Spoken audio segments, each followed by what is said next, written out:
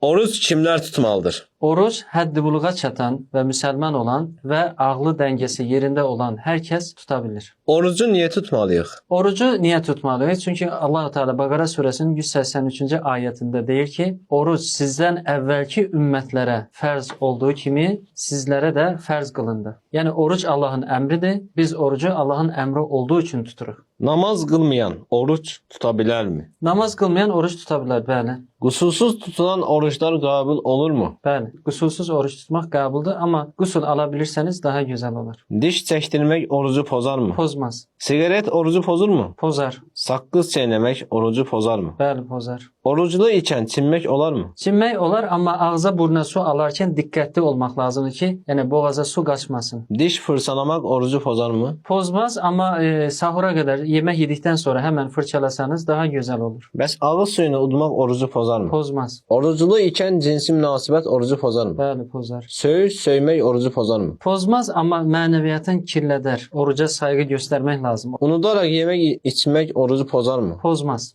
Şəkər xəstəsi oruç tuta bilərmi? Şeker xəstəliyində dərəcələr var. Bəlkə ağırdır, onu bilmirəm. Amma yenə də məsləhət olaraq belə ola bilər ki, məsələn, iynə və dərmanını sahurda alsa, iftardan sonraya alsa, o arada diqqət eləyər də tuta bilirsə davam etsin. Bu şəkildə ola bilər. Bir sınasın, bir baxsın inşallah. Göz damlası, burun damlası orucu pozarmı? Pozmaz ama diqqət etmək lazım ki, burnunda damladarkən, yəni boğaza getməsin. Oruç tutmasam olar mı? Xeyr, oruç tutmaq lazımdır çünki Allah'ın əmridir.